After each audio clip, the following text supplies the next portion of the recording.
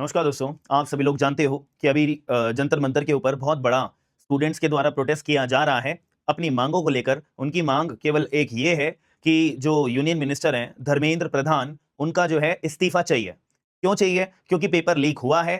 NEET का exam की वजह से, जो पेपर लीक की वजह से बहुत सारे स्टूडेंट्स ने, कैंडिडेट्स ने अपने सुसाइड करा है, अपनी जान गंवाई है, और इसकी वजह से जो धर्मेंद्र प्रधान है उनका जो है इस्तीफा चाहिए। तो अब इस बात को लेके बहुत ज्यादा प्रोटेस्ट जंतर मंतर पे बढ़ता जा रहा है दिन पर दिन, क्योंकि अदर राज्यों से भी जंतर मंतर पे लोग आ गए हैं। बहुत सारे मेट्रो स्टेशन, जो आसपास के सारे मेट्रो स्टेशन हैं जहां पे जंतर मंतर पहुंचा जा सकता है, वो सारे मेट्रो स्टेशन भी कुछ टाइम तक के लिए बंद कर दिए गए हैं। और पुलिस के द्वारा यहाँ पे एक एडवाइजरी भी जारी कर दी गई है कि जो कनॉट प्लेस जगह है, तो 6:30 बजे तक जितनी भी दुकानें कनॉट प्लेस के अंदर खुलती हैं, रात रात भर तक खुलती हैं, तो उनको एडवाइजरी जारी कर दी गई है कि भाई प्रोटेस्ट बढ़ सकता है, भड़काऊ जो प्रोटेस्ट है वो हो सकता है, इसीलिए सभी दुकान वालों 6:30 बजे तक आप अपनी दुकानें शाम को बंद कर देना। अब मुद्दे की बात यह है कि इतने बढ़ते प्रोटेस्ट को लेकर यहाँ पे सरकार के द्वारा अपना एक बयान क्लैरिफाई करा गया है। प्राइम मिनिस्टर नरेंद्र मोदी के द्वारा ये क्लैरिफिकेशन दिया गया है कि हम जो है फास्ट ट्रैक कोर्ट्स एस्टैब्लिश करने का प्रस्ताव देश के आगे रखते हैं कि सारे के सारे हाई कोर्ट्स और सरकारें अगर अपना इस पॉइंट के ऊपर एग्री कर जाती हैं तो फास्ट ट्रैक कोर्ट्स जो हैं हम अपना लेकर आएंगे। अब ये फास्ट ट्रैक कोर्ट्स का मतलब क्या होता है? इसका मतलब सीधा सा होता है कि अगर देश के अंदर कोई इमरजेंसी वाला सिचुएशन बन जाती है, कोई बहुत बड़ा अपराध हो जाता है, तो उन अपराधियों को पकड़ के जेल में डालने के लिए एक पूरा का पूरा ट्रायल का एक प्रोसेस होता है कि पहले एफआईआर दर्ज होगी, एफआईआर के बाद इन्वेस्टिगेशन होगी, इन्वेस्टिगेशन के बाद पुलिस रिपोर्ट आएगी, पुलिस रिपोर्ट यानी कि चार्जशीट जो है मैजिस्ट्रेट के सामने पेश करी जाएगी, मैजिस्ट्रेट फिर कॉग्निजेंस लेंगे, कॉग्निजेंस लेने के बाद मैजिस्ट्रेट जो अपनी इंक्वायरी कंडक्ट करेंगे, इंक्वायरी कंडक्ट करने के बाद मैजिस्ट्रेट जो है चार्ज फ्रेम करेंगे, चार्ज फ्रेम करने के बाद अपना ट्रायल शुरू होगा, ट्रायल के दौरान प्रोसिक्यूशन अपने एविडेंसेस पेश करेंगे, डिफेंस काउंसिल जो है उसको क्रॉस एग्जामिन करेंगे, फिर डिफेंस काउंसिल अपने सबूत पेश करेंगे, at the end final argument होगी, तब जाके जज साहब अपना जजमेंट सुनाएंगे। तो इतने बड़े लंबे प्रोसेस को सालों बीत जाएंगे, 5 साल 10 साल। एक पेपर लीक के मुद्दे के रिगार्डिंग, एक पेपर लीक का जो ये मुद्दा है, ये कोई छोटा मुद्दा नहीं है। नीट का एग्जाम को लेकर, एसएससी के एग्जाम्स को लेकर, यूपीएससी के एग्जाम्स को लेकर, रेलवे के एग्जाम्स को लेकर, और एनटीए के द्वारा अन्य जितने भी एग्जाम्स होते हैं वहां पे गड़बड़ी, इरेगुलरिटीज देखने को मिली है। और ये भी बात वीडियोस के माध्यम से बहुत लोगों ने अपना एक पॉइंट रेज करा है कि जो री नीट का एग्जाम अभी हुआ था उसमें भी इरेगुलरिटीज आई है कि आंसर कीज के अंदर जो हमारा सीक्वेंस होती है, एक 1 2 3 4 5, तो वहां पे सीक्वेंस में गड़बड़ी है। अब जब सीक्वेंस में गड़बड़ी है तो जो आंसर हमारा ए हो सकता है वो आंसर की से हमारा ए आंसर मैच नहीं हो रहा है। इस वजह से मार्क्स के अंदर गड़बड़ी आई है।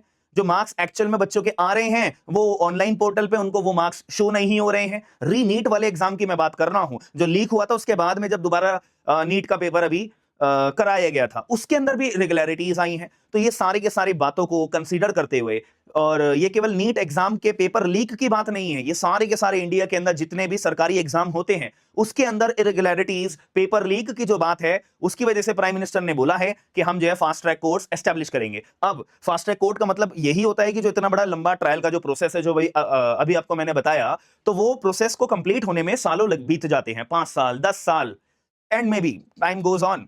तो इतना टाइम ना बीत पाए, एक फास्ट ट्रैक कोर्ट बना दिया जाए कि सीधा मुद्दा जो है उन पर्टिकुलर कोर्ट में आएगा, और कोर्ट के द्वारा जो है संज्ञान लेकर डायरेक्ट डेली बेसिस पे हियरिंग चलाई जाएंगी। डेली बेसिस पे मंडे टू फ्राइडे जो अगर हमारा कोर्ट बैठता है विदाउट एनी हॉलीडे, या जज साहब जब छुट्टी पे ना हो, तब जो है डेली प्रोसीडिंग्स अपनी चलाकर डायरेक्ट एक्यूज के ऊपर ट्रायल चलाकर डायरेक्ट जेल में भिजवाया जाएगा। तो अब ये जो फास्ट ट्रैक कोर्ट जो बनाया जाता है, देखो पेपर लीक का जो ये मामला है, तो इस पे बहुत सारे केसेस अलग अलग राज्यों के अंदर, इनफैक्ट पूरे इंडिया के अंदर कहीं ना कहीं सारे के सारे केस दर्ज हो रखे हैं। तो एक कानून के अंदर जुरिडिक्शन का मामला होता है कि जहां पे अपराध हुआ है वहीं के पुलिस स्टेशन के अंदर आप एफआईआर दर्ज कराओगे।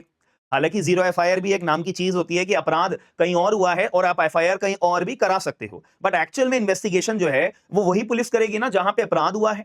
क्योंकि अपराध कहीं और हुआ और आपने एफआईआर दर्ज कहीं और कराई, जिसको बोलते हैं जीरो एफआईआर, तो वो पुलिस भी क्या करेगी? रिपोर्ट तैयार करके कंसर्न जो जुरिडिक्शनल पुलिस है उसको ही, जुरिडिक्शनल थाना है उसी को ही रिपोर्ट भेजेगी और वही पुलिस इन्वेस्टिगेशन करेगी। तो इसीलिए यहां पर जो प्राइम मिनिस्टर ने बोला है फास्ट ट्रैक कोर्ट एस्टेब्लिश करने के लिए, तो यहां पे इसीलिए बोला है कि हर एक राज्य के अंदर फास्ट ट्रैक कोर्ट बनाए जाएंगे और हर एक राज्य का जो एक कोर्ट होता है, सुप्रीम लेवल का जो कोर्ट होता है वो एक हाई कोर्ट होता है।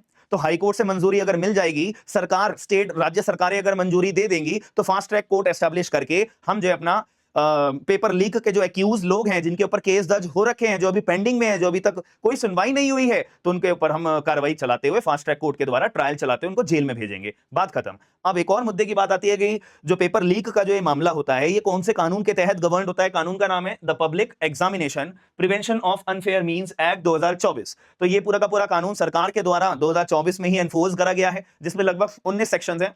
अब इसके अंदर पनिशमेंट की भी बात करी हुई है। सेक्शन नंबर 10 अगर आप इसका देखते हो, ठीक है, सेक्शन नंबर 10 के अंदर पनिशमेंट की बात करी हुई है। कितनी पनिशमेंट की बात करी हुई है कि अगर मान लेते हैं कि एक्स नाम के व्यक्ति ने पेपर लीक करा। पेपर लीक का मतलब क्या होता है? पेपर लीक का मतलब है कि आपका एग्जाम, फॉर एग्जांपल 1 अगस्त को डिसाइड करा है और उससे पहले ही जो कोई व्यक्ति है, अंदर का व्यक्ति है, जो पेपर बनाने वाले लोग हैं, उनसे पेपर खरीद लेता है, आगे लोगों को बेच देता है एग्जाम होने से पहले, तो उसको बोलते हैं पेपर लीक। अब आप इसकी डेफिनेशन अपने दिमाग में कुछ और सोचते होंगे, वो अपनी जगह सही हो सकती है, बट कानून के मुताबिक पेपर लीक का मतलब यही होता है कि एग्जाम से पहले अगर वो पेपर आउट हो जाता है, आंसर कीज आउट हो जाती हैं, तो वो पेपर लीक माना जाता है। तो अब ये किसी ना किसी व्यक्ति के द्वारा तो करा गया होगा, बाद में आगे चल के इसकी चेन ऑफ सप्लाई बन जाएगी। तो यहां पे उस एक्यूज को कितनी सजा की बात करी है? 5 साल तक। इसके अंदर लिखा है imprisonment for the term not less than 3 years. ठीक है, 3 साल तक की जेल है, और जो कि 5 सालों तक एक्सटेंड करी जा सकती है। ठीक है, साथ में या तो 3 साल की सजा होगी या 5 साल तक एक्सटेंड करी जा सकती है, साथ में 10 लाख रुपए का जुर्माना आपके ऊपर लगाया जाएगा। अब सवाल ये उठता है कि मान लेते हैं कि चलो फास्ट ट्रैक कोर्ट बन गए, और फास्ट ट्रैक कोर्ट अगर बन जाते हैं तो वहां पे ट्रायल चलाया जाएगा, जल्दी जल्दी ट्रायल होगा, उम्मीद यही है, बट होगा नहीं होगा वो प्रैक्टिकली देखा जाएगा। तो यहां पे किसी एक्यूज पर्सन को, जिसने इतने बड़े स्केल पे करोड़ों रुपए के अपने घोटाले अगर करे होंगे, तो उसमें आप उसके ऊपर 3 साल या 5 साल तक की सजा, 10 लाख रुपए का जुर्माना अगर लगाते हो, तो क्या ये सेटिस्फैक्टरी है? आप लोग मुझे एक बार कमेंट बॉक्स के अंदर बताइएगा। साथ में ये बोला हुआ है कि अगर कोई सर्विस प्रोवाइडर भी है ना, सर्विस प्रोवाइडर अगर कोई होता है, पेपर लीक करने के अंदर शामिल होता है। सर्विस प्रोवाइडर का मतलब कोई भी व्यक्ति, साइबर कैफे वाला, कोई कोचिंग वाला, कोई ऑर्गेनाइजेशन, ठीक है, तो उसको सर्विस प्रोवाइडर बोलते हैं। तो उनके ऊपर बोला है कि उनके ऊपर कोई 10 लाख रुपए का जुर्माना नहीं, सीधा 1 करोड़ रुपए का उसके ऊपर जुर्माना लगाया जाएगा। 1 करोड़ रुपए का, यहां लिखा हुआ है 1 करोड़ रुपीस, 1 करोड़ रुपीस, याद रखना। तो अब मुद्दे की बात यह है कि प्राइम मिनिस्टर के द्वारा केवल इतना सा क्लैरिफिकेशन देना कि फास्ट ट्रैक कोर्ट हम बनाने की मांग करते हैं, जिससे कि पेपर लीक का जो ये मुद्दा है ये रुक जाए। ऐसे रुक जाएगा नहीं, क्योंकि यहाँ पे 3 साल तक की सजा या 5 साल तक की सजा की बात करी है, 10 लाख रुपए तक के जुर्माने की बात करी हुई है, तो एक कॉन्क्रीट मामला नहीं है।